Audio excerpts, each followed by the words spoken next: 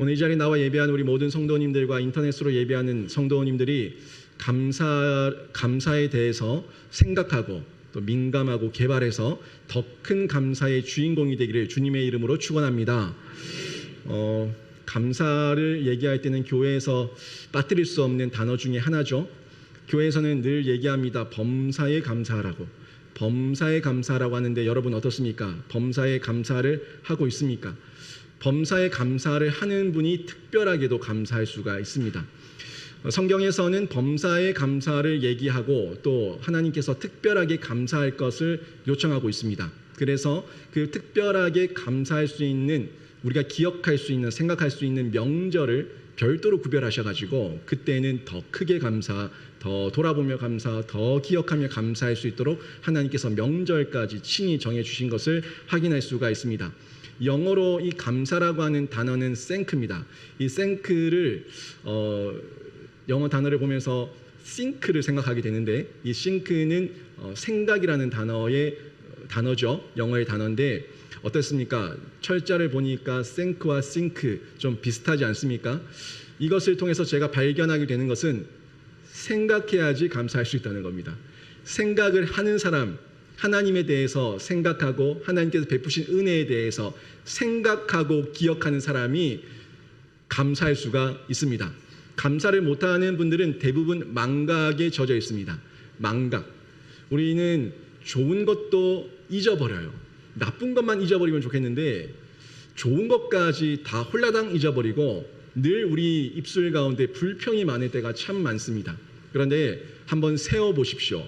여러분의 과거를 돌이키면서 생각하면서 세어보셨을 때 여러분에게 베푸신 하나님의 은혜와 복이 얼마나 많은지 생각하게 되면은 감사하게 될 줄로 믿습니다.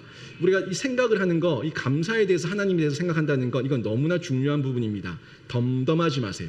하나님 앞에서, 그 은혜 앞에서, 감사의 제목 앞에서 우리가 무감각하고 덤덤해지면은 그냥 잊어버리고 표류해 버릴 수가 있습니다. 감사를 못해요. 떠내려가요. 감사를 못하니까 내 인생의 목적도 방향도 어느 것도 없어서 그저 불평 불만하는 자신을 발견하게 될 텐데, 그때 내가 지금 떠내려가고 있구나, 내가 지금 하나님의 은혜 가운데서 떠내려가서 하나님과 멀어지고 있구나 하는 것을 속히 발견하고 돌이키셔야 됩니다. 그래서 우리는 망각이 아니라 하나님 앞에서 그 은혜 앞에 민감함을 가지고 반응해야 되는데, 이걸 저희가 생각하고 우리 특별한 절기가 찾아올 때마다 이 절기는 왜 하나님께서 주셨는가 한 번 더 생각해 볼 수 있어야 합니다. 교회는 어떻습니까? 특별하게 5번의 절기가 있습니다. 송구영신때가 있고, 그리고 부활절이 있고, 맥추절이 있고, 추수절이 있고, 또 성탄절이 있습니다. 교회는 보편적으로 5가지의 명절, 5날의 절기를 지키면서 하나님 앞에 특별한 감사를 고백하고 올려드리는데, 그 절기를 통해서 여러분은 어떤 감사를 하고 있습니까? 왜 하나님께서는 범사에도 감사하라고 하시고 특별하게도 감사하라고 하는지 한번 생각해 보셨습니까? 범사에 감사하는 사람들은 범사에 하나님께서 날마다 때마다 일마다 시마다 채우시는 은혜를 범사에 누리게 되고, 하나님께 특별하게 감사하게 되면은 하나님께서 더더욱 특별한 은혜를 허락해 주셔서 일반 은총과 특별 은총처럼 우리 가운데 범사의 은혜 그리고 특별한 은혜를 누리게 하시는 줄로 믿습니다. 또한 이 범사에 감사하고 특별하게 감사하게 되면 우리가 감사가 우리 삶 가운데 늘 우러나게 되면은 우리의 영이 맑아집니다. 영이 맑아진다는 것은 영혼이 맑다는 얘기예요. 영혼이 맑아지면은 범사가 잘 돼요. 영혼이 잘된 같이 내 범사가 잘 되기를 원한다고 성경에 기록하고 있는데, 여러분 분명합니다. 선명합니다. 하나님께서는 여러분의 영이 하나님 안에서 감사를 통해서 은혜를 누리면서 맑아지면은 여러분의 영혼이 건강해지고 잘 되어서 범사 가운데 유익함을 누리고 여러분의 삶 가운데, 생업 가운데, 일터 가운데도 복을 주시는 줄 믿습니다. 이게 분명합니다. 선명합니다. 가화만사성이라는 얘기가 있죠. 한국말에 가화만사성이라는 말이 있는데, 이 말은 집 안이 잘 되면은 바깥 일도, 세상 일도, 우리 모든 일이 잘 된다는 얘기를 해주고 있는 하나의 예입니다. 가화만사성이 있는 것처럼 우리 영혼이, 우리 내면이 잘 되면 우리 외면이 잘 되고 우리 삶이 잘 되는 건 당연한 겁니다. 우리 마음이 지옥 같으면 어때요? 가정이 지옥 같으면은 하는 일마다 인상이 쓰여지고 하는 일마다 얼굴이 찌푸려집니다. 마음이 평안하지 않고 이 내면이 맑지 않으니까 늘 탁한 이 모습이 우리 표정을 통해서, 말을 통해서, 언행 심사를 통해서 드러나게 된다는 겁니다. 그래서 우리는 이 감사 가운데 늘 민감하게 생각하면서 민감하게 챙기는 노력을 해야 됩니다. 감사를 기억하라는 것을 우리가 성경을 통해서 확인할 수가 있는데, 이 특별한 감사는 우리에게만 주신 것이 아니라 유대인들에게, 이 유대인들 모두에게 주셨어요. 유대인들은 특별하게 3대 절기가 있었습니다. 유대인들의 3대 절기는 유월절과 맥추절과 또 초실절, 이 초막절, 수장절이라고 하는 이 절기, 3가지 절기가 있는데, 이 유월절은 어떤 겁니까? 우리가 잘 아는 것처럼 그 출애굽 때에 애굽 땅에 있는 모든 장자를 하나님께서 멸하실 때에 그 문에 어린 양의 피를 발라놓은 그 이스라엘 민족의 집은 패스오버를 하지 않으셨습니까? 유월했다고, 넘어갔다고. 그래서 유월절이라고 해서 저희가 기억을 하며 하나님 앞에 감사의 제목으로 올려드리는 절기, 이 절기가 유대인들에게 있습니다. 그리고 맥추절은 첫 열매를, 첫 번째 열매를 주셨다는 그런 절기를 정해가지고 하나님 앞에 모든 것 주심에 감사하고 첫 열매 주심에 감사하면서 하나님께 올려드리는 절기가 맥추절이에요. 또 수장절은 추수를 기념하면서 감사하는 수장절, 초막절이라고 하는 절기를 유대인들이 지키고 있습니다. 여기서 이 맥추절에 유래해서 저희도 맥추절을 상반기를 보내고 7월 첫 번째 주일에 맥추절을 지키고 있습니다. 이 맥추절은 6월절 이후에 7번 주일이 지났다고, 7일간의 7번이 지났다고 해서 77절이라고도 얘기하고, 77, 49일이 지난 다음 날 50일째에 지킨다고 해서 오순절이라고도 이야기를 합니다. 또 첫 번째 수확을 기념하는 절기라고 해서 초실절이라고도 이야기를 하는데, 이 모든 맥추절에 유래한 같은 맥락에서 나오는 용어들, 명절에 대한 용어들, 같은 용례에서 쓰여지고 있다는 것을 확인할 수가 있습니다. 여러분의 영혼이 이런 그 3대 절기를 지키면서 유대인들이 하나님을 기억했던 것처럼 여러분도 교회에서 정한 이 절기들을 거치면서 지내면서 여러분들의 영혼이 건강해지고 여러분들의 영혼이 하나님 말씀 안에서, 은혜 아래서, 감사의 제목 아래서 자유한다는 것을 느끼게 될 겁니다. 여러분, 감사가 많아지고 우리의 영이 맑아지면은 하나님께서 나에게 풍성하게 부어주신 은혜가 어떤 건지 누리게 되고, 하나님의 은혜 아래 있다, 하나님의 그 하나님의 풀 안에 있다는 것을 느끼게 되면은, 은혜의 강 아래 있다는 것을 느끼게 되면은 우리가 그 안에서 자유하다는 것을 느낄 수가 있습니다. 진짜 자유는 여러분, 여호와 하나님 안에 있습니다. 진짜 자유는 말씀 아래 있습니다. 세상 가운데 나가면 자유할 것 같죠? 나가보셔요. 나가보시면은 여러분이 얼마나 마음이 공고해지고 마음의 연약함과 이 인생의 불안함이 닥쳐오는지를 경험하게 됩니다. 자유가 아니에요. 진짜 자유, 가짜 자유, 그 가짜 자유이기 때문에 진짜 자유가 아니기 때문에 우리는 거기에 대해 가지고 반응을 하게 되는 건데, 여러분, 가짜 자유에 속지 마시고 하나님 말씀 안에 쭉 풍성하게 들어오셔가지고 하나님께서 주시는 진짜 은혜의 자유가 뭔지 누리시기를 바랍니다. 우리는 별 생각 없이 그 은혜를 망각해요. 그 은혜의 자유를 망각하고, 너무나 많은 은혜를 베풀어 주셨는데 잊어버리죠. 망각합니다. 안 좋은 것만 잊어버리면 참 좋겠는데 이 은혜까지 다 잊어버리는데 덤덤해서 그런 거예요. 덤덤해서 그렇습니다. 덤덤하면은 하나님의 베푸신 이 은혜를 망각하게 되는데, 이 망각은요, 망덕이에요. 망각은 망덕입니다. 이 망덕이라는 건 어떤 의미냐면, 자신과 자신의 집안을 망치는 행동, 망치는 나쁜 짓, 이런 것을 망덕이라고 얘기하는데, 여러분, 망덕을 행하지 마십시오. 여러분을 망치는 게 하나님으로부터 떠나 있는 것이고, 하나님 앞에서 그 은혜를 망각하는 것이고, 감사를 잊어버리는 게 여러분을 망치는 겁니다. 여러분을 망치는 거라고요.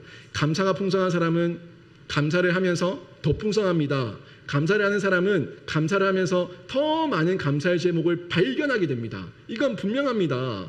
확실합니다.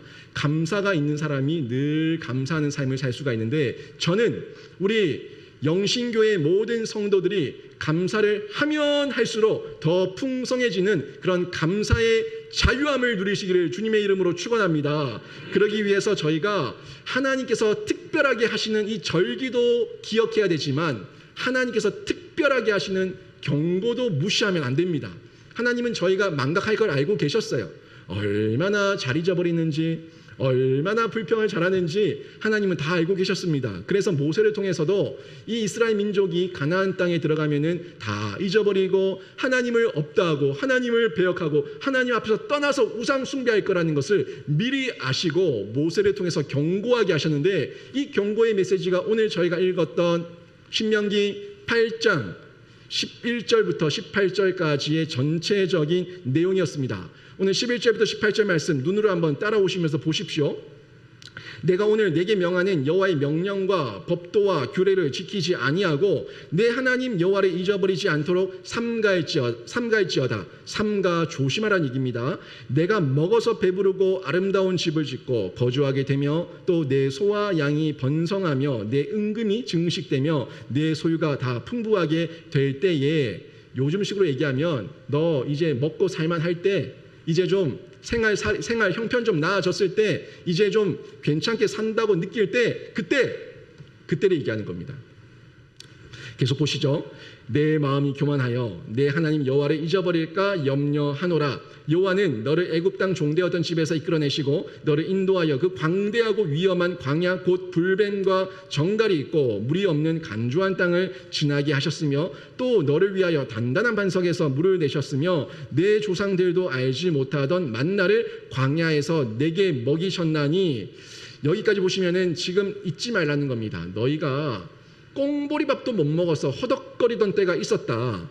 그때를 잊지 말라는 거 얘기하는 거예요. 그러면서 지금은 그런 때가 있었는데, 그런 꽁보리밥도 못 먹어서 허덕대는 보릿고개 시절이 있었는데 이제는 먹고 살만하니까 이제는 음식물 쓰레기가 우리의 골칫거리가 될 정도로 이렇게 풍족해지니까, 그렇게 풍족해지니까 하나님을 떠난다 하는 면에 대해 가지고 하나님께서 경고하고 있는 거예요. 그게 누구 때문이냐? 하나님께서 축복하셨다는 거, 이것을 상기시키고 있는 겁니다. 또 보시죠.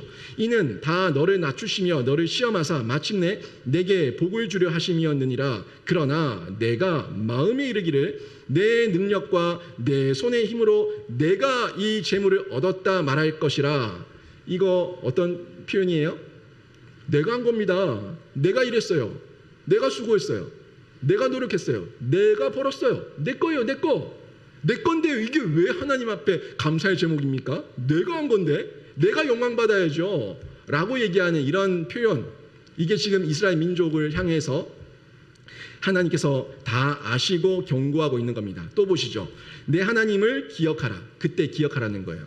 여호와 하나님을 한번, 과거에 그 하나님, 은총 베푸신 하나님, 은혜 베푸신 하나님을 기억하라는 겁니다. 그가 내게 재물을 얻을 능력을 주셨습니다. 이같이 하심은 내 조상들에게 맹세하신 언약을 오늘과 같이 이루려 하심이니라. 아멘. 누가 주셨다는 겁니까? 하나님께서 내게 재물 얻을 능력과 모든 힘을 허락하셔서 네가 얻은 거지 네가 잘나서 얻은 게 아니다 하는 것을 분명하게 꼭 집어가지고 모세를 통해서 경고하고 있는 하나님의 특별한 경고를 확인할 수가 있습니다. 예언적 경고죠. 미리 내다보시면서 하시고 있는 예언적 경고입니다. 또 특별한 경고를 했던 한 인물이 있는데 링컨 대통령이었습니다. 링컨 대통령 시절에 남과 북 전쟁이 벌어졌을 때 링컨 대통령이 이렇게 얘기했습니다. 이 남북의 전쟁은 미국의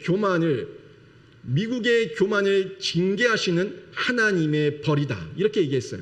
지금 미국 사람들에 대해서 하나님께서 노하셔가지고 징계하시는 현상이 이 전쟁으로 일어났다는 것을 말했습니다. 실제로 그랬거든요. 미국은 그 대륙을 개척하면서 엄청난 부를 일궈냈고 세상에서 찾아볼 수 없는 부국강성을 이뤘던 나라가 미국입니다.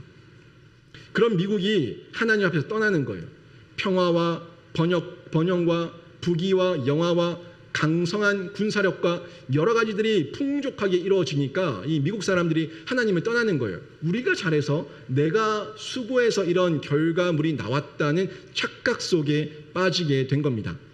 이렇다 보니까 하나님께서 이 하나님을 잊어버린 미국 사람들에게 징계하시는 하나님의 벌이라고 링컨 대통령이 얘기했어요. 실제 미국 어떤 나라입니까? 지금도 세계 최대 강대국이지만 미국은 그냥 세워진 나라가 아니라 정말 청교도들, 그 하나님 앞에서 신앙을 지키기 위해서 건너온 그 청교도들의 신앙의 토대 위에서 세워진 나라가 미국이었어요. 지금도 대통령 취임 선서 때에 성경책에 손을 얹고 기도하는 나라, 그 나라가 미국입니다. 그런 미국이 하나님을 떠나니까, 하나님을 없다고 하니까 하나님께서 남북 전쟁을 통해 가지고 반성하라고, 회개하라고 말씀하시고 깨닫게 하시는 기회를 주셨다고 이 링컨 대통령이 얘기하고 있는데, 어떻습니까 여러분? 미국 사람들이 덤덤해지니까, 하나님 앞에서 그 마음이 덤덤해지고 하나님 앞에서 간사해지고 강교해지고 교만해지니까, 그 은혜에 대해서 망각해버리니까 그 은혜 가운데서 멀리 떠나간 겁니다. 표류하게 된 거예요. 얼마 전에 미국의 펜스 부통령, 부통령이 이런 이야기를 했어요. 미국의 근간은 자유다. 그런데 그 자유의 근간은 성경에 있다 하는 이야기를 한 교회에서 했던 그 연설을 제가 들었습니다. 미국의 근간은 자유에 있다. 자유민주주의죠. 그리고 그 자유의 근간은 성경에 있다고 얘기하는데, 여러분, 성경 안에 자유가 있어요. 여러분, 세상 속에서 자유하는 건 그건 자유가 아니라 방종입니다. 그리고 하나님의 특별한 이 경고를 받을 수밖에 없는 우리들의 패역한 모습이라는 것을 기억하시기를 바랍니다. 오늘 신명기서를 통해서 우리에게 말씀하시는 예언적인 이 경고, 그리고 링컨 대통령을 통해서 우리에게 들려주는 반성적인 경고, 이 경고는 저희가 가슴에 새겨야 될 내용들이에요. 미리 내다보면서 주의하시고 또 돌아보면서 회개하시는 이런 이 반성적 예언적 경고를 통해 가지고 하나님 앞에 더 가까이 가는 태도를 저희가 가져야 됩니다. 속담 중에 이런 말이 있습니다. 물에 빠져 죽어가는 사람 건져주니까 신발 내놓으라고 한다 하는 속담이 있어요. 무슨 말이에요? 물에 빠졌어요. 살아보겠다고 발에 버둥버둥 거리니까 이제 신발이 벗겨진 거죠. 근데 그 죽어가는 사람을 물에서 끄집어냈더니, 꺼내서 좀 살만하니까 내 신발 어디 갔어? 내 신발 어디 갔어? 내 신발도 찾아줬어야지! 라고 얘기하면서 구해준 사람에게 도리어 역정을 내는 이런 역습, 당황스럽지 않습니까? 이런 역습을 당한다면 당황스럽지 않아요? 그 당황스러운 모습을 우리가 하나님 앞에서 하고 있다면 여러분 어떻겠습니까? 하나님 우리를 보실 때 어떤 마음이 들까요? 요거 봐라, 살려줬더니, 구원을 줬고 은혜를 줬고 감사의 제목을 줬더니 이제 와가지고 내 신발 내놓으라고 얘기하네 하는 그런 우리들의 패역한 모습을 본다면 여러분, 하나님의 심정이 어떻겠냐는 겁니다. 왜 나에게 이런 고통을 주셨습니까? 왜 나에게 이런 고통을 주셨습니까? 그 고통 가운데 꺼내준 분이 누군데, 꺼내줬으면 감사해야지, 꺼내준 거를 잊어버리고 왜 나에게 이런 고통을 주셨습니까? 라고 얘기하는 이 인간의 역습은 전적으로 부패한 인간의 죄성이고 모습입니다. 전적으로 부패한 인간의 모습이에요. 여러분 삶 가운데 그런 모습은 없었습니까? 하나님께서 여러분에게 베푸신 은혜가 생각해보면 얼마나 많은데, 그 은혜는 온데간데 없고 지금에 있는 상황만, 이 땅바닥만 내 눈에 확 들어와가지고 왜 나에게 고통을 주십니까? 라고 얘기하면서 하나님 앞에 패역하고 대들고 있는 모습은 없는지 돌아보시면서 여러분, 하나님의 은혜 가운데, 감사의 제목 가운데 민감하시기를 바랍니다. 덤덤하지 마시고 말씀 가운데 민감하게 되면은 감사에 대해서 우리가 더욱더 민감하고 은혜 가운데 민감하게 되면은 우리는 더더욱 하나님을 깊이 만나는 체험자로, 주인공으로 살아갈 수가 있습니다. 여러분, 감사의 제목 없다고 얘기하죠. 눈을 뜨고 창조주 하나님을 바라보십시오. 창조주 하나님의 이 창조 세계를 바라보십시오. 이 창조주의 은총이 온 세상 가운데 널려 있습니다. 너무너무 널려 있어요. 어떤 사람들이 그러죠. 마음이 감사하고 화평하고 평화롭고 자유하고 하나님이 사랑으로 풍성할 때에는 아침에 눈을 뜨고 지저귀는 새소리를 들어도 참 아름답다라고 얘기하고, 마음이 일어났을 때 짜증이 몰려오고 불평 불만이 가득하면은 오늘 아침부터 되게 시끄럽네라고 얘기하면서 우리의 표현이 그렇게 다양하게 나타나지 않습니까? 여러분 어떻습니까? 창조주 하나님께서 만들어 오신 이 자연 만물을 보시면서 여러분 어떤 고백을 하십니까? 참 아름다워라 주님의 세계는, 이런 고백을 하십니까? 아니면은 참 세상은 불공평하다고 그렇게 세상을 투덜대며 바라보고 계십니까? 성경에 보면 이런 말씀이 있습니다. 시편 145편 9절에 나오는 말씀인데 같이 한번 읽어볼까요? 같이 읽습니다. 시작. 여호와께서는 모든 것을 선대하시며 그 지으신 모든 것에 긍휼을 베푸시는 도다. 아멘. 이게 하나님의 본심이에요. 하나님은 모든 것, 하나님께서 만드신 모든 것을 선대하시고 그 모든 지은 것에 긍휼과 은혜를 베푸시는 분이 우리 하나님이신데, 우리가 이 인간이 그 하나님의 긍휼과 선대하심을 깨닫지 못하니까 내 마음에 있는 이 찌꺼기가 다 드러나니까 불평하고 있을 뿐이에요. 둘러보세요. 둘러보시면 하나님께서 우리에게 베푸신 일반 은총의 역사가 얼마나 많은지 모릅니다. 보면서 감사하는 거예요. 보면서 만지면서 느끼면서 누리면서 감사하게 되고, 거기다가 또 뭘 주셨습니까? 우리 하나님께서 이 성경을 주셨어요.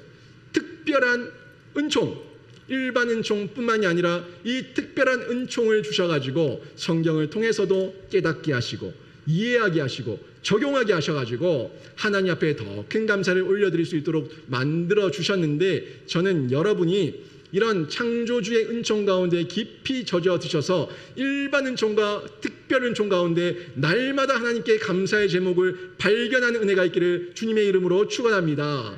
또 우리가 피조물이기 때문에 우리는 피조물로서 겸손할 때 민감할 수가 있습니다. 우리가 먼저 겸손해져야지 감사에 대해서 민감해지는 거예요. 감사를 못하는 이유는 내가 겸손하지 않다 보니까 내 거인 거예요. 내가 한 거예요. 당연한 거예요. 그러니 감사가 안 나오는 거죠. 내가 아무것도 아닌데, 내가 너무 부족한데, 나에게 이런 것을 받아 누릴 그런 자격도 없는 사람인데 나에게 주시면은 그때는 감사를 하거든요. 근데 내가 너무 잘났어. 내가 너무 잘나가지고 이거 받는 거 당연한 거 아니야?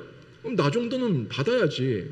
내가 낸데 내가 이 정도는 받아야지 하는 이런 교만과 자만이 밀려왔을 때 우리는 감사하지 못합니다. 그래서 피조물 스스로, 우리 인간 스스로 먼저 겸손해질 수 있을 때 그때 감사에 민감하게 되는 거예요. 역대상 29장 14절에 보면 이런 말씀이 나옵니다. 같이 한번 읽어볼까요? 시작. 나와 내 백성이 무엇이기에 이처럼 즐거운 마음으로 들을 힘이 있었나이까? 모든 것이 주께로 말미암았사오니 우리가 주의 손에서 받은 것으로 주께 드렸을 뿐이니이다. 아멘. 보이세요? 내가 무엇이기에 이처럼 즐거운 마음으로 하나님께 드릴 힘이 있습니까? 이 고백 보이십니까? 내가 무엇이기에, 내가 낸데 이게 아니라 내가 무엇이기에, 이 고백이 있을 때 하나님 앞에 드릴 마음이 더 풍성해지고 감사 앞에 민감한 삶을 살아갈 수가 있는 겁니다. 또 보시면 모든 것이 주께로 말미암았사오니 우리가 주의 손에서 받은 것으로 주께 드렸을 뿐이니이다. 내가 만들어낸 창조물이 아니에요. 하나님께서 주신 거예요. 하나님께서 주셨으니까 거저받은 자가 거저 주심에 감사하면서 하나님께 돌려드릴 수 있는 이런 풍성한 은혜가 겸손해질 때 누릴 수가 있다는 겁니다. 결국엔 나라고 하는 존재에 대한 정확한 인정이 있을 때 그때 우리가 하나님 앞에 더 큰 기쁨으로 나아갈 수가 있는 겁니다.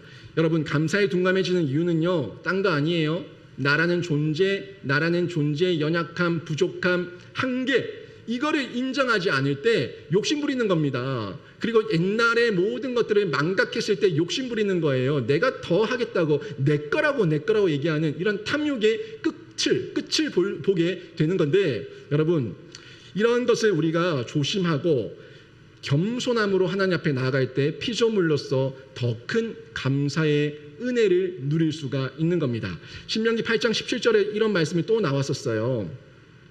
그러나 내가 마음에 이르기를 내 능력과 내 손의 힘으로 내가 이 재물을 얻었다 말할 것이라.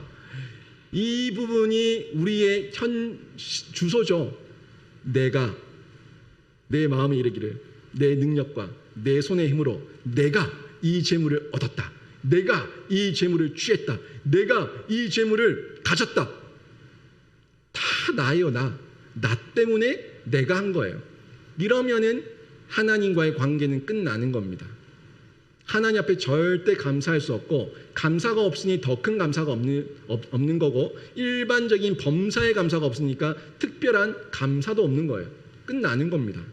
주의하십시오. 이 부분에서 저희가 철저하게 겸손해야지, 겸손할 때 감사할 수 있다는 것을 깨달아야지 우리가 하나님 앞에 더욱더 친밀함으로, 기쁨으로 나아갈 수가 있는 거예요. 하나님께 당연히 돌려야 될 감사에 둔감하고 영광을 찬탈하는 것, 이 모든 것 인간의 죄성 때문입니다. 철저하게 죄성 때문에 이게 다 나타나고 있는 우리들의 모습이에요. 신명기 8장 18절과 19절에 보면 하나님께서 정확하게 말씀하시죠. 내 하나님 여호와를 기억하라. 그가 내게 재물 얻을 능력을 주셨음이라. 내가 한 게 아니라 하나님께서 주신 거라는 것을 성경은 명확하게 얘기합니다. 여러분이 가지고 있는 모든 것, 여러분이 감사하고 만족하고 있는 그 모든 만족은 하나님께서 주신 거예요. 이걸 잊어버리면 어떻게 되는 줄 아세요? 계속 보십시오. 네가 만일 내 하나님 여호와를 잊어버리고 다른 신들을 따라 그들을 섬기며 그들에게 절하며 절하면 내가 너희에게 증거하노니 너희가 반드시 멸망할 것이라. 아멘. 여러분, 이런 결과 맞이하면 안 되지 않습니까? 네가 만일 내 하나님 여호와를 잊어버리고 다른 신들을 따라 그들을 섬기면 내가 우상이 돼도 안 됩니다. 내가 우상이 돼서 다 내 거야, 내가 했어라고 하는 것, 그거 자체가 우상이에요.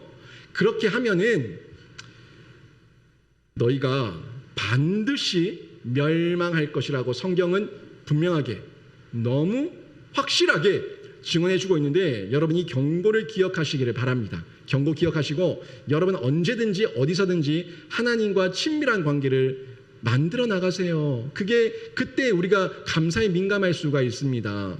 이 친밀한 관계는 딴 거 아니에요. 생동적인 관계입니다. 생동적인 관계예요. 생명이 있고 움직임이 있고 적극적이고 열정적이고 역동적이고 하나님 앞에 우리를 온전히 드리는 이런 관계가 생동적인 관계예요. 좀 강렬하지 않습니까? 친밀한 관계를 뛰어넘는 건데, 좀 쉽게 얘기하면 친밀한 관계지만 좀 우리에게 현실감 있게 얘기하면 생동적인 관계예요. 생명력이 있고 동적이고 하나님 앞에 뛰어드는, 하나님 앞에 우리의 모든 것을 기꺼이 드리는 이런 생동적인 관계가 하나님과의 어떻게 보면 정확한 친밀한 관계의 해석이에요. 이런 관계 속으로 들어가야 되는데, 그때 우리가 은혜를 누리고 감사의 제목을 점점 더 많이 발견할 수가 있습니다. 지금의 어려움도 하나님께서 베풀어 주셨던 과거를 보니까 힘이 생기고, 그래서 지금의 어려움도 하나님께서 앞으로 베푸실 그 은혜를 기대하면서 이겨낼 수 있는 그런 생동적인 관계가 하나님과의 친밀한 관계인데, 저는 여러분이 그런 모든 은혜 가운데 풍성하게 젖어 있기를 주님의 이름으로 축원합니다.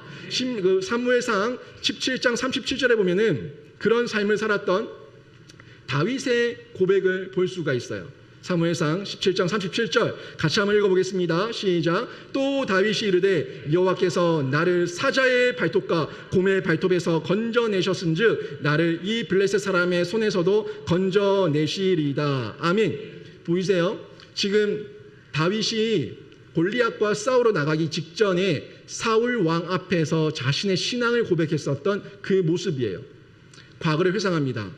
사자의 발톱과 곰의 발톱 가운데서도 나를 건지신 그 하나님께서 오늘 저 골리앗 블레셋 사람의 손에서도 나를 건져내실 줄로 믿습니다 하는 이 고백이 다윗의 고백이었는데, 여러분 감사를 돌이켜보시면서 회상하시면서 생각하시면서 기억하시면서 감사하게 되면은 현재가 역동적으로 생동적으로 하나님께 더 친밀해지고 미래를 내다볼 때도 기대하는 소망이 있으니까 여러분의 모든 삶 가운데 더 큰 에너지로 나타나게 되는 겁니다. 이 믿음이 저희 안에 있는 거예요. 또한 주님 안에서 자족하게 돼요. 풍요로워지는 거예요. 주님께서 모든 것을 채우신다는 감사의 풍성함이 있으니까 풍요로움을 누리게 되는데, 이 풍요는 많고 적음의 기준이 아니에요.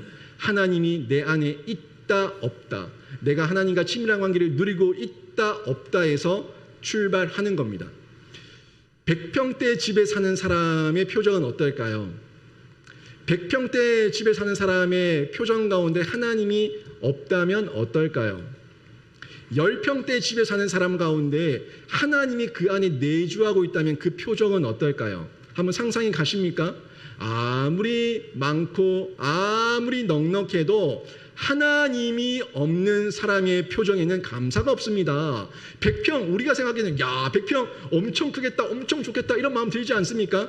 하지만 그 100평에 살고 있다 할지라도, 어떤 저택과 성에 살고 있다 할지라도 하나님이 그 마음에 내주하지 않으시면은 감사가 없는 거예요. 하지만 단칸방이라도 10평대의 집에 살고 있다 할지라도 하나님이 내주하고 있고 하나님과 생동적인 관계를 누리고 있으면은 우리 표정 가운데 감사가 풍성하고 늘 넘치는 은혜를 흘려보낼 수가 있는 것을 저희가 발견할 수가 있습니다. 실제로 뉴스를 통해서도 우리 주변의 믿음의 이 동력자들을 보면서도 이 사람이 감사하는 사람, 하나님과 함께하는 사람의 표정을 보면 다르다는 것을, 우리는 영적인 존재이기 때문에 우리도, 이 무지한 우리도 느낄 수가 있어요. 이 느낌을 우리가 생각하게 되는데, 이 모습을 사도 바울이 얼마나 풍족하게 누리면서 살았는지 모릅니다. 이 바울의 고백을 보면은 바로 볼 수가 있죠. 빌립보서 4장 11절과 11절부터 13절까지 말씀인데 같이 한번 읽어볼까요? 시작. 내가 궁핍함으로 말하는 것이 아니니라. 어떠한 형편에든지 나는 자족하기를 배웠노니 나는 비천에 처할 줄도 알고 풍부에 처할 줄도 알아. 모든 일 곧 배부름과 배고픔과 풍부와 궁핍에도 처할 줄 아는 일체의 비결을 배웠노라. 내게 능력 주시는 자 안에서 내가 모든 것을 할 수 있느니라. 아멘. 이 얼마나 풍성한 고백입니까? 얼마나 넉넉한 고백입니까? 이 고백이 저도 볼 때마다 저의 고백이고 제 삶의 평생의 고백이 되기를 원한다고 기도하는데, 여러분 모두가 그런 삶을 사시기를 바랍니다. 또 골로새서 2장 6절 7절에 보면은 바울이 이런 고백을 또 했어요. 같이 한번 읽어볼까요? 시작. 그러므로 너희가 그리스도 예수를 주로 받았으니 그 안에서 행하되 그 안에 뿌리를 박으며 세움을 받아 교훈을 받은 대로 믿음에 굳게 서서 감사함을 넘치게 하라. 아멘. 예수를 주로 받았다고 얘기합니다. 그리고 우리의 믿음의 뿌리가 하나님 안에, 그 예수 그리스도 안에 있다고 얘기하고 있고, 그 안에서 세움을 받고 교훈을 받으니까 믿음에 굳게 서니까 감사함이 넘칠 것을 얘기해 주고 있는 겁니다. 그래서 하라고, 그렇게 하면은 감사함을 넘치게 할 것이라고 얘기하면서 권면하면서 우리에게 도전하고 있는 사도 바울을 발견하게 됩니다. 바울은 주님과의 생동적인 관계를 통해서 자족하는 삶을 익혔고 감사했던 사람입니다. 여러분, 감사에 민감한 반응을 가지고 유지하십시오. 여러분이 지금 감사의 고백을 찾고 여러분이 하나님께 감사의 예물을 드리고, 이 모든 것이 손해보는 게 아니에요. 내 영광을 뺏기는 게 아니에요. 내 공을 뺏기는 게 아니에요. 뺏기는 것 같지만 그것은 하나님으로부터 더 큰 감사를 받게 되는 지름길인 줄로 믿습니다. 이 지름길을 우리가 따라가야죠. 쫓아가야죠. 하나님께 더 큰 감사를 만들어주시고 하나님께서 더 큰 복을 주신다는데, 뻔히 지름길이 있는데 알려주셨는데도 감사하지 않고 하나님 앞에 뻗팅기면서 엉뚱한 길 돌아갈 이유가 뭐가 있습니까? 저는 여러분이 감사에 대해서 민감한 반응을 보이셔가지고 더 큰 감사를 날마다 지름길을 통해 가지고 날마다 더 풍성하게 누리는 은혜가 있기를 주님의 이름으로 축원합니다. 아멘. 제가 감사를 또 보면서 감사는 개발하는 거다 하는 것을 발견하게 됩니다. 감사는 개발하는 거예요. 그런데 이 감사는요, 약수와 같아요. 제가 어린 시절에 그 약수터를 자주 갔거든요. 요즘은 약수터 많이 없어졌죠. 또 약수터에 대한 어떤 그 믿음이 너무 희석돼가지고 이 물이 오염됐다는 생각이 잘 안 갑니다. 정수기 물을 더 선호하죠. 저 어릴 때만 해도 약수터, 유명한 약수터가 많았어요. 그래서 진짜 유명한 약수터에 가면은 뜰 수 있는 물 그 용량을 제한합니다. 그리고 어떤 인기 많은 데는 주말에 가면은, 토요일 같은 데 가면은 뭐 60통, 70통이 줄을 서 있어요. 물통이. 엄청났죠. 그런데 약수터 여러 곳에 가봤는데 어떤 약수터는 흘러나오는 것을 바로 졸졸졸 받는 곳이 있는가 하면은 어떤 곳은 바위 밑에서 물이 나와가지고 바가지로 퍼내는 약수터도 있어요. 가보신 분들 있죠? 이 물을 길러내는 약수터가 있는데 이 약수터의 어떤 그 정도에 따라 다를 수 있지만 약수터의 물을 안 길러내고 계속 고여두게 하면은 물이 썩어요. 또 이물질이 낙엽도 떨어지고 이런 그 이물질들이 떨어져가지고 그게 결국 부패하게 되는데 퍼내면은 퍼낼수록 더 맑은 것 같아요. 퍼내면은 퍼낼수록 더 많이 나오는 것 같아요. 그래서 감사를 생각하니까 야, 감사는 약수와 같구나. 감사는 우리들의 마음의 감사의 터는 약수터와 같구나 하는 것을 제가 발견하게 되는데 여러분 실제로 그렇습니다. 감사하지 않으면은요 우리 마음 가운데 뭐가 막 밀려 들어와요? 감사가 없으면은 불만과 불행과 우울과 권태와 시기와 질투와 우리 마음 가운데 이루 말할 수 없는 그 고여있던 것들이 막 썩어가지고 냄새가 진동을 해요. 감사가 없으면 그래요. 분명히 우리에게 감사의 제목인데 감사가 없다 보니까 썩어가는 거예요. 그런데 감사를 하면 어떻게 됩니까? 길러냈어요. 길러내서 감사를 해서 하나님께 드리니까, 감사를 해서 하나님께 드리니까 길러내니까 뭐가 나와요? 더 맑은 물이 나옵니다. 더 맑은 생수가 나옵니다. 더 물이 많이 나오는 것 같습니다. 하나님 안에서, 예수 그리스도 안에서 우리가 이런 감사를 하며 감사를 개발하게 될 때에 여러분 안에 더 맑은 생수의 강이, 더 많은 생수의 강이 솟아오를 줄로 믿습니다. 그럼 어떻게 우리가 개발해야 될까요? 어떻게 개발합니까? 생각을 치료하세요. 우리의 생각, 과거의 생각, 현재의 생각, 미래에 대한 생각을 치료하십시오. 현재, 과거, 미래 이 모든 겁니다. 과거에 대해서 우리가 망각의 그 생각을 망각하는 것을 치료하고 현재에 대해 가지고 불안한 것을, 불만에 가지는 것을 치료하고 미래에 대해서는 우리가 절망하는 것을 치료해야 되는데 우리가 이 미래와 과거와 현재에 대한 내 생각을 치료하지 못하니까 자꾸 이게 나타나는 거예요. 드러나는 거예요. 과거에 대해서는 망각이죠. 과거에 대해서는 자꾸 잊어버리는 거. 이게 문제인데 오늘 신명기 8장 10절에서 14절에서도 분명히 말씀하지 않았습니까? 한번 보시죠. 또 한번 봅니다. 내가 먹어서 배부르고 내 하나님 여호와께서 옥토를 내게 주셨으므로 말미암아 그를 찬송하리라. 내가 오늘 내게 명하는 여호와의 명령과 법도와 규례를 지키지 아니하고 내 하나님 여호와를 잊어버리지 않도록 삼갈지어다. 내가 먹어서 배부르고 아름다운 집을 짓고 거주하게 되며 또 내 소와 양이 번성하며 내 은금이 증식되며 내 소유가 다 풍성하게 될 때에 내 마음이 교만하여 내 하나님 여호와를 잊어버릴까 염려하노라. 아멘. 이 부분이 망각이에요. 망각이에요. 과거에 하나님께서 나에게 베푸신 이 망각을 여러분이 치료하셔야 됩니다. 망각 습관입니다. 습관처럼 됩니다. 치료하세요. 말씀으로 치료하시고 기도하며 치료하셔가지고 하나님 앞에서 망각이 아니라 망덕이 아니라 하나님 앞에서 그 은혜와 감사를 날마다 재발견하는 성도가 되시기를 바랍니다. 또 미래의 절망, 앞으로 다가올 미래에 대한 절망을 치료해야 되는데 시편 71편 14절에 이런 말씀이 있어요. 나는 항상 소망을 품고 주를 더욱 찬송하리이다. 아멘. 나는 항상 소망을 품고, 소망과 희망은 미래에 대한 이야기예요. 소망과 희망은 지금의 얘기가 아니라 앞으로 다가올 것에 대한 우리의 마음가짐입니다. 그래서 그 주 안에서 하나님 안에서 소망을 품고 주를 더욱 찬송하겠다고 얘기하고 있는데 이 가운데 하나님을 바라봐야지 소망이 생깁니다. 나 보면 소망이 안 생겨요. 자신 보면 소망이 안 생겨요. 이 땅 보면 소망이 안 생겨요. 하나님 바라보면 소망이 생기고 더욱 주를 찬송하게 되는 겁니다. 로마서 18장 18절에 보면 이런 말씀이 나오죠. 생각하건대 현재의 고난은 장차 우리에게 나타날 영광과 비교할 수 없도다. 아멘. 지금 고난이 있어요. 고난이 있는데 장차 우리에게 다가올 그 미래의 영광과 비교할 수가 없는 영광이기 때문에 지금 문제가 있죠. 이 육신의 장막을 입고 있는데 왜 문제가 없겠습니까? 하지만 이 문제가 안 돼요. 저 미래에 하나님이 주실 복이 더 크니까 그게 다 덮어버리니까 더 큰 소망이 생기고 희망이 생기는데 여러분 이런 미래에 대한 절망을 하나님 안에서 치료하셔가지고 하나님 안에서 현재의 불만도 완전히 떨쳐버리시고 날마다 새 힘을 얻는 성도가 되시기를 바랍니다. 현재의 불만, 이런 미래에 대한 소망이 없을 때, 과거에 대한 망각이 있을 때 그때 현재의 불만이 생기는 거예요. 내가 타고 다니는 차 멀쩡해요. 너무너무 잘 타는 귀한 차, 좋은 차, 고마운 차. 그래서 날마다 타고 다녀요.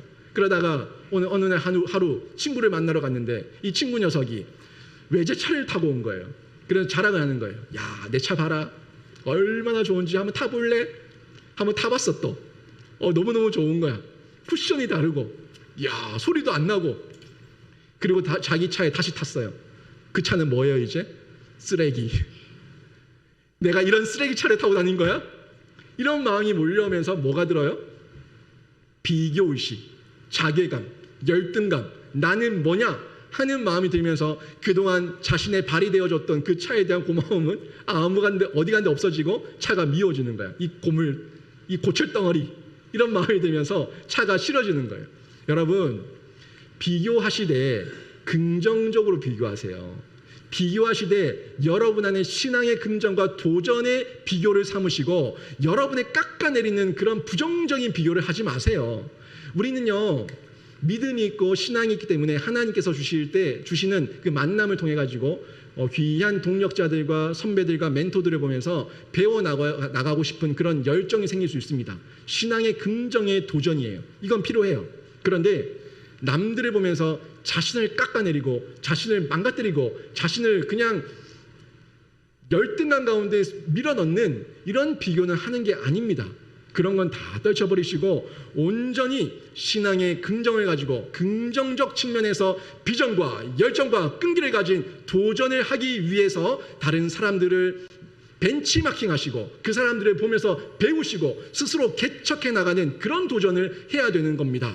여러분, 그러면서 또 저희가 이런 삶 가운데 성도기 때문에 감사를 개발하기 위해서 노력해야 될 부분이 있어요. 그 노력하는 부분이 먼저는 성경을 통해서 이 노력을 하게 되는데 노력을 하면서 우리들의 습관이 바뀌거든요. 감사도 습관이에요. 습관이 바뀌면서 우리의 마음에 놀라운 변화가 나타나게 되는데 내 안에 있는 우울감과 좌절감 이런 생각들을 성경 말씀을 통해 가지고 다시 재입력하십시오. 말씀에는요. 이 말씀에는 하나님께서 우리에게 주신 놀라운 약속의 말씀들이 너무너무 많거든요. 우리에게 도전하게 하시고 비전과 열정과 끈기를 가지게 하시는 말씀이 너무나 많은데 이 말씀을 안 보니까 세상의 명령어가 들어와가지고 세상 방식대로 내가 춤추고 있는 거예요. 세상 방식대로 내가 날뛰고 있는 거예요. 그 지우시라고요. 그 명령어는 다 지워버리시고 재프로그래밍 하세요. 재프로그래밍 하셔가지고 하나님의 언약의 명령어를 입력하셔서 성경으로 여러분의 생각을 성경으로 바꿔 가시기를 바랍니다. 이게 필요합니다. 우리의 주인은요, 하나님이시고 하나님께서 우리에게 가장 적합한 말씀을 주신 게 그 매뉴얼이 성경이에요. 그 성경을 통해서 우리가 발견하면 되는 거예요. 그리고 말씀을 그대로 붙잡고 믿음의 태도를 가지고 한 걸음 한 걸음 걸어가면서 내게 능력 주시는 자 안에서 내가 무엇이든지 할 수 있습니다 하는 당당한 고백을 하면서 하나님 앞에 한 걸음 한 걸음 걸어가게 되는 겁니다. 또 그 가운데 기도하는 거죠. 하나님 도와주십시오. 도와주십시오. 기도할 수 있는데 전 여러분에게 권면합니다. 기도 카드를 좀 적어보세요. 기도 노트를 한번 적어보십시오. 기도 노트를 하나 만드셔가지고 한번 적어보세요. 여러분의 기도 제목뿐만이 아니라 우리 사랑방의 기도 제목들, 우리 성도들의 기도 제목들을 한번 적어보십시오. 기도 제목이 쌓이면 기도할 거리가 풍성해집니다. 기도의 지경이 넓혀집니다. 그리고 그 기도를 적어가면서 응답된 것들을 한번 체킹 한번 해보시라고요. 바로 응답해 주신 거, 조금 기다리라고 하신 거, 그리고 하나님께서 아니라고 말씀하신 거, 이런 것들을 체킹 한번 해보시라고요. 그리고 그 속에서 감사 노트도 한번 적어보세요. 감사 노트를 적게 되면은 오늘 5가지 감사를 적으려고 하면 머리를 쥐어 짜야 되거든요. 근데 내일 되면은 감사가 좀 더 편해져요. 그 다음 날이 되면 더 편해져요. 1달, 2달, 석 달이 되면 그날 밤에 잠자리에 들기 전에 10개, 20개, 30개 감사의 제목을 적는 게 수월해지고 너무 나에게 익숙해지고 내 삶의 습관이 되어 있다는 것을 발견하게 될 겁니다. 이게 기도를 통해서 우리가 계속해서 수확을 하나님 말씀으로 심고 기도를 심고 수확을 거두는 성경의 법칙을 따라가는 겁니다. 분명합니다. 기도 심는 겁니다.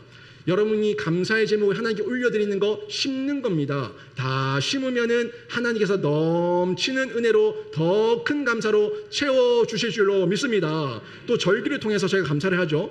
절기는 특별한 감사예요. 제가 초반에 얘기했던 것처럼 송구영신, 부활절, 맥주, 추수, 성탄 이런 5번의 감사를 맞이할 때 여러분 인색하지 마십시오.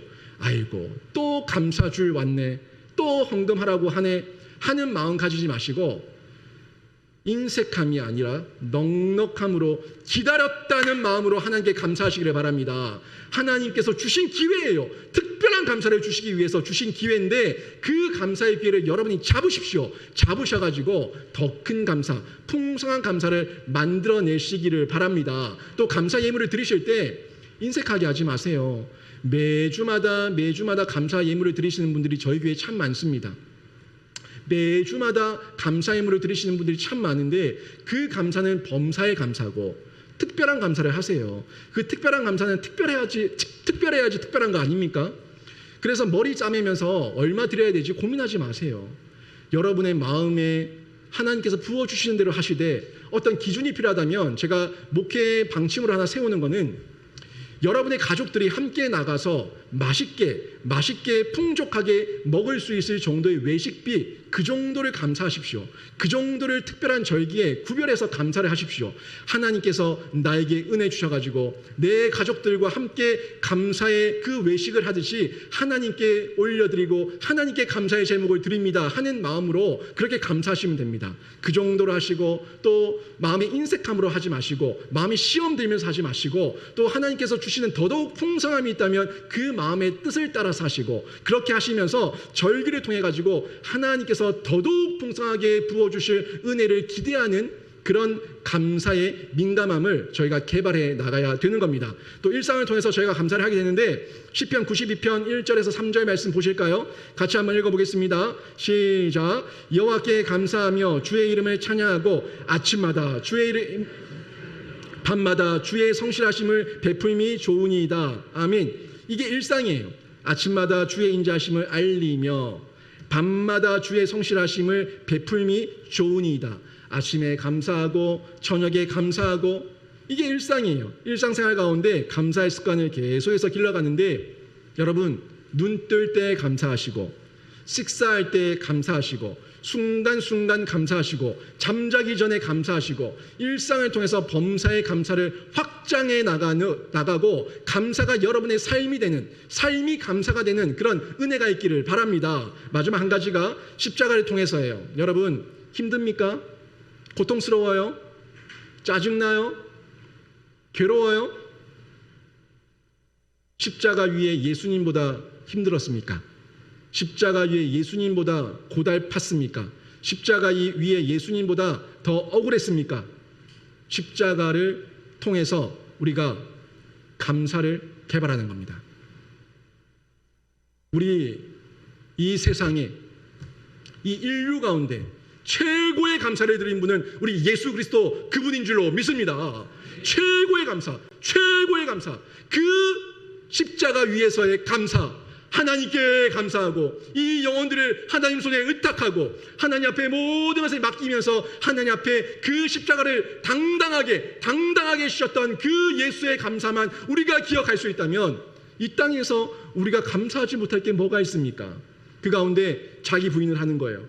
자기 부인, 예수님이 지신 그 십자가를 생각하며 나의 삶 가운데 나의 유익을 내가 내려놓는 자기 부인을 실천하는 겁니다. 자기 십자가를 지는 겁니다. 자기 십자가를 지고 내 일상 가운데서 하나님 앞에 더 큰 감사를 찾고 더 큰 하나님의 은혜를 찾고 하나님 앞에 한 걸음 한 걸음 나가는 도전이 있는 감사, 이 감사가 십자가를 통해서 우리가 개발되게 되는데, 여러분이 그런 감사의 민감함을 누리는 성도가 되기를 주님의 이름으로 축원합니다. 오늘 말씀 정리하면 이거예요. 여러분, 감사를 생각하고 감사를